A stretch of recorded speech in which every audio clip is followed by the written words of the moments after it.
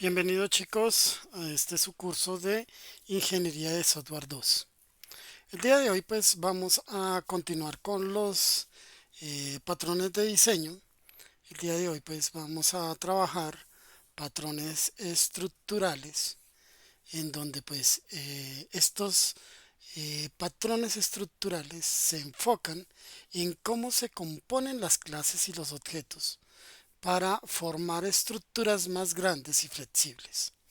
Estos patrones ayudan a garantizar que si una parte del sistema cambia, pues no necesariamente deba cambiar toda la estructura. Estos patrones estructurales se centran en tres aspectos principales. Uno que es la adaptación, que es convertir interfaces compatibles para que funcionen juntas. La otra es extensión, ¿cierto? Que permite agregar nuevas funcionalidades sin modificar el código existente. También está el de la simplificación, que permite crear interfaces más simples para sistemas más complejos. Básicamente existen dentro de estos patrones estructurales cinco, los cuales los vamos a ver a continuación. Uno es el adapter, que convierte una interfaz en otra, ¿cierto? Que espera por el cliente, ¿cierto? Entonces, también existe el decorador, ¿cierto? Que añade responsabilidades a un objeto de forma, pues, que sea dinámica. Está el facade, que es, pues, proporciona una interfaz simplificada a un subsistema, pues, complejo. El proxy, que es aquel que controla el acceso a un objeto, y el bridge, que separa la abstracción de la implementación, ¿cierto? Recuerden que esto es basado en el paradigma orientado a objetos, de manera que es flexible para crear sistemas mantenibles y extendibles. Em, Vamos con el primero, y el primero es em, el patrón estructural adapter, que permite pues que dos interfaces incompatibles pues trabajen juntas, ¿cierto? Actúa como un wrapper, como un envoltorio, ¿sí? Que convierte la interfaz de una clase en una interfaz que el cliente espera. ¿Cómo usar el adapter?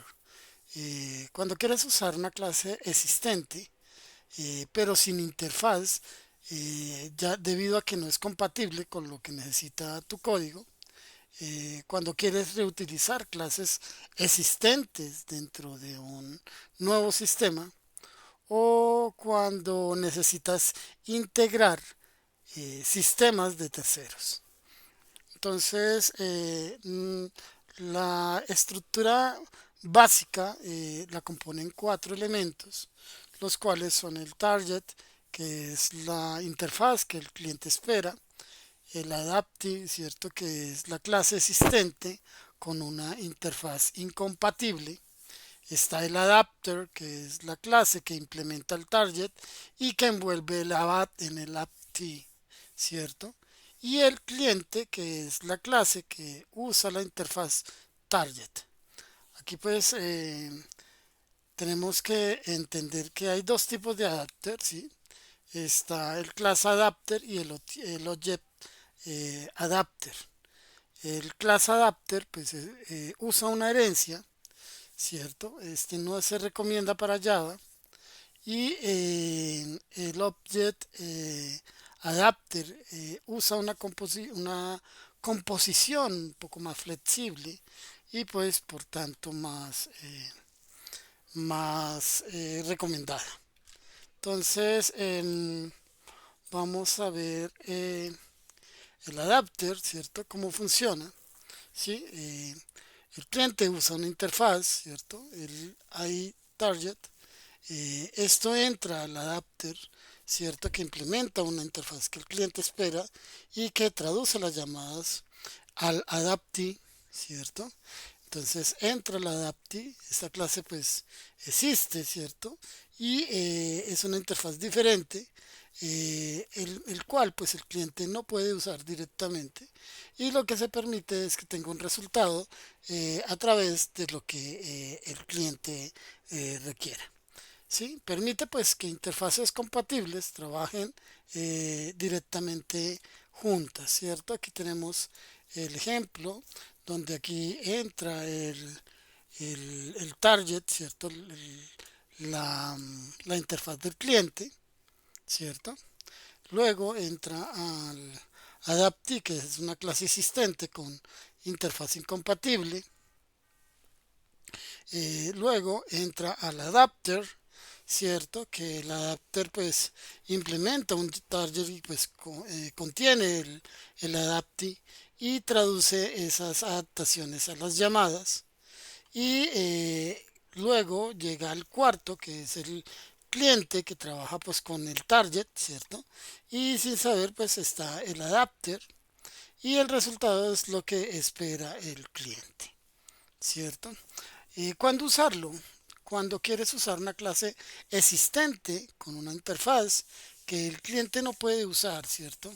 O cuando necesitas realizar código legado de terceros, cuando quieres integrar sistemas incompatibles o cuando deseas mantener un código del cliente pues de manera intacta. Entonces aquí vemos que hay dos tipos. Está el adapter clase y el adapter object, ¿cierto? Eso lo habíamos indicado. Este no es tan recomendable para Java, pero este es una composición pues mucho más flexible, ¿cierto? Em, ¿En qué aplicaciones se utilizan? Se utilizan en integración de APIs, en conexión de sistemas antiguos, en uso de librerías de terceros, en convertir datos entre formatos, por ejemplo, JSON y SAML, y drivers o conectores. Em, ¿Qué más podemos decir de esto? Pues aquí hay una comparación rápida, ¿cierto? En donde pues el adapter hace más compatibles las interfaces incompatibles, convierte una interfaz de una clase existente y cuándo usar cuando no se puede modificar una clase existente y necesites que funcione con tu código, ¿cierto? Aquí pues tenemos otros patrones estructurales que más adelante vamos a ver. ¿Listo? Entonces, continuamos continuamos con el decorador. Entonces, el decorador, pues, es una... Este permite adicionar dinámicamente funcionalidades, ¿cierto? Es un patrón estructural que permite, pues, añadir esas responsabilidades a un objeto y esto lo desarrolla de manera dinámica y transparente, sin modificar su estructura. Los decoradores pues proporcionan una alternativa flexible a la herencia para extender funcionalidades. Entonces, preguntarse cuándo usar un decorador. Eh, Cuando quieres añadir funcionalidades a un objeto, pues sin modificar su código, ¿cierto? O cuando la herencia generaría pues una exposición de las clases o cuando necesitas combinar múltiples funcionalidades de un objeto o cuando las funcionalidades deben ser añadidas y removidas dinámicamente, ¿cierto? Entonces, básicamente esto lo componen cuatro elementos, el component, ¿cierto? Que es una interfaz que define el objeto base y los decoradores, el concrete component, que es la clase base que implementa el component, el decorador, que es una clase abstracta que implementa el component y contiene una referencia a otro component, o cuando tienen un Cronkite decorador, ¿cierto? Eh, que pues añade funcionalidades específicas a un objeto envuelto, ¿cierto? Entonces, ¿cuál es esa gran ventaja que tiene el decorador? Pues permite combinar funcionalidades en tiempos de ejecución, crea un número infinito de combinaciones sin necesidad de crear una clase para cada combinación. Entonces, aquí lo vemos, ¿sí? Aquí lo vemos, la estructura del patrón es esta, en donde pues tenemos el component concreto, ¿cierto? El concrete component, ¿cierto? O componente concreto. Está el decorador, ¿cierto? O el decorator. eh, Está el decorator concrete, ¿cierto? O el decorador concreto. Y está, bueno, aquí tenemos dos de ellos, ¿cierto? Recuerden que este es el que es una interfaz que define el objeto base y los decoradores, ¿cierto? Entonces, esto entra el concrete component o componente concreto, es la clase base que implementa el component. El decorator o decorador, ¿cierto? Es esa clase abstracta que implementa el component y que contiene una referencia a otro component, ¿cierto? Y pues estos son los Concrete Decorator que pues que le añade funcionalidades a ese componente que está envuelto, ¿cierto? Entonces, las características, adición dinámica, las responsabilidades se pueden añadir en tiempo de ejecución, es transparente al cliente, ¿cierto? Es flexible y cumple el principio de abierto y cerrado. Eh, Aquí vemos algunos ejemplos, espero que se entiendan. Eh, ¿Cuáles son esas ventajas? Pues extiende funcionalidades sin modificar clases existentes. Permite combinaciones flexibles de comportamientos. Promueve la reutilización del código y cumple con el principio del solid abierto cerrado, ¿cierto? Entonces, em, aquí pues podamos continuar con nuestro siguiente patrón. Permítame un momento. Listo. Entonces, ahora vamos con el facade. ¿Cierto? El facade pues es otro patrón de diseño, ¿cierto? Este patrón de diseño pues es a través de una interfaz simplificada para subsistemas. Este patrón estructural facade pues proporciona una interfaz simplificada pues a un sistema mucho más complejo. Este pues oculta la complejidad de las clases internas y presenta una interfaz más fácil de usar para el cliente.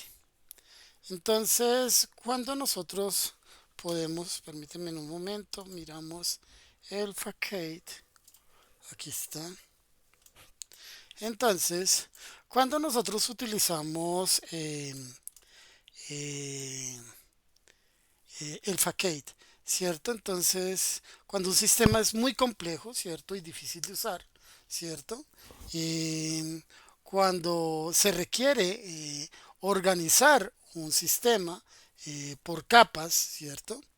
Eh, Cuando se necesita una interfaz simplificada para un sistema más complejo, ¿cierto? O cuando se requiere desacoplar el cliente del subsistema, ¿cierto? Aquí hay algunos ejemplos. Em, la estructura facade, la estructura facade pues lo componen em, de la fachada, ¿cierto? Que es la clase que proporciona la interfaz simplificada, este es el facade, ¿cierto? Tiene unos subsistemas de clases que son las clases complejas que forman ese subsistema y está el cliente que es el código que utiliza la interfaz de facade, ¿cierto? Em, ¿Qué más podemos hablar de esto? Em, bueno, continuemos. Listo, entonces ahora vamos a hablar de el proxy, ¿cierto? El proxy es es un patrón estructural, ¿cierto? Este patrón proxy proporciona un sustituto o representa a otro objeto para controlar el acceso a él, ¿cierto? El proxy actúa como ese intermediario, ¿cierto? Añadiendo funcionalidades adicionales como control de acceso, como caché, como login, ¿cierto? Entonces, veamos, veamos, aquí lo tenemos. Entonces, ¿cuándo usar un proxy? Cuando el proxy es virtual, ¿cierto? Que es para cargar objetos pesados, solo cuando pues se requieran, ¿cierto? Está el proxy de protección, que es para controlar el acceso a objetos de seguridad. Está el proxy caché, que sirve para almacenar resultados de operaciones costosas. Y está el proxy remoto, que es el que representa objetos que están en otra máquina. ¿Cierto? Entonces, aquí vemos que existe, digamos que la estructura es esta, ¿sí? La estructura de ese patrón, en donde pues existe un sujeto, ¿cierto? O subject, que es esa interfaz que define el objeto real del proxy. Existe también el real subject, que es el objeto real, ¿cierto? Este pues realiza el trabajo. Está el proxy que controla el acceso al sujeto real o real subject, y está el cliente que pues usa el subject, eh, pero no se sabe si es real o es otro proxy, ¿cierto? Entonces ya habíamos hablado de los tipos de proxy. Aquí tenemos, está el de protección, ¿cierto? Eh, También tenemos el de caché, que es el de caché es el que almacena los resultados de las operaciones. Está está el de remoto, ¿cierto? Que verifica esos permisos antes de permitir el acceso al objeto real, ¿cierto? Aquí vemos los diferentes usos que se dan, ¿cierto? Y estas son las ventajas que se tienen. Digamos que controla el acceso de forma centralizada, mejora el rendimiento, o sea, el uso del caché, modifica el objetivo o el objeto real, ¿cierto? Pues porque este solo lo envuelve, ¿sí? Permite agregar funcionalidades sin cambiar el cliente, ¿cierto? Entonces, aquí tenemos tres diferentes ejemplos con Java. Estas infografías serán pues cargadas a nuestra plataforma pues para que sean consultadas por cada uno de ustedes. ¿Listo, chicos? Continuemos. Entonces, vamos con el último, que es el bridge, ¿cierto? O ese puente, ¿cierto? Es esa separación de abstracción de la implementación. Entonces, este patrón de diseño estructural separa la abstracción de su implementación, pues esto con un único fin, que es para que ambas puedan variar de forma independiente, en lugar de tener que tener una jerarquía, ¿cierto? O una herencia rígida, ¿cierto? Y esto pues utiliza esa composición para desacoplar la extracción de la implementación, ¿cierto? Entonces veamos el bridge, el bridge.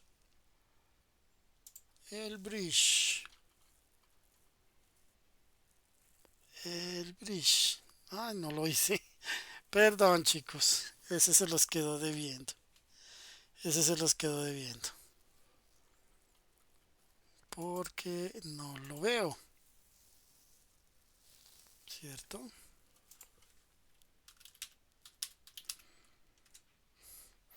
Espere, lo busco. Porque no lo estoy encontrando. Permítame un momento.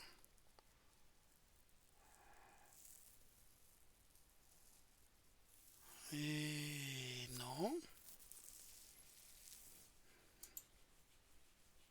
no. Bueno, mientras tanto, denme un momentico que busque. Em, ¿Dónde estábamos? Listo. ¿Cuándo se usa el bridge?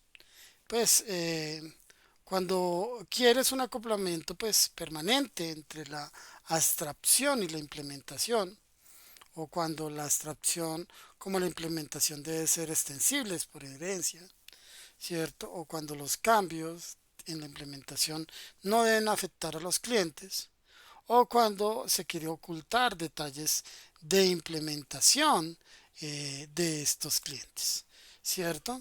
Entonces, hagan de cuenta como si ustedes tuvieran un control remoto, ¿cierto? Que opera como un dispositivo, ¿cierto? Esto es la implementación, ¿sí?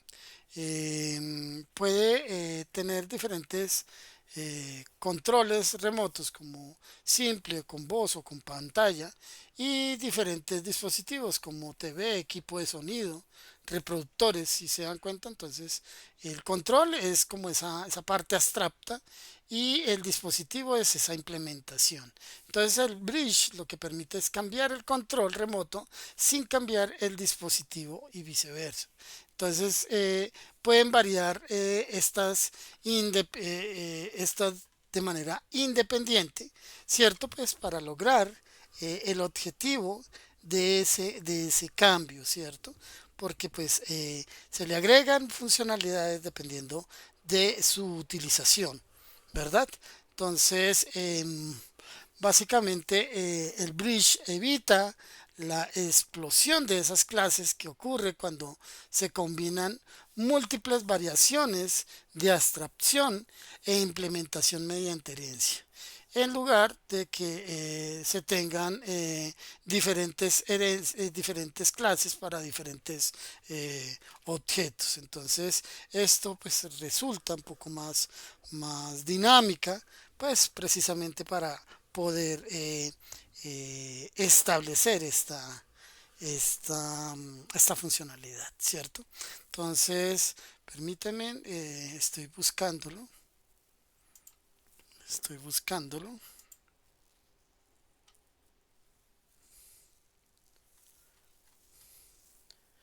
Denme un segundo, chicos.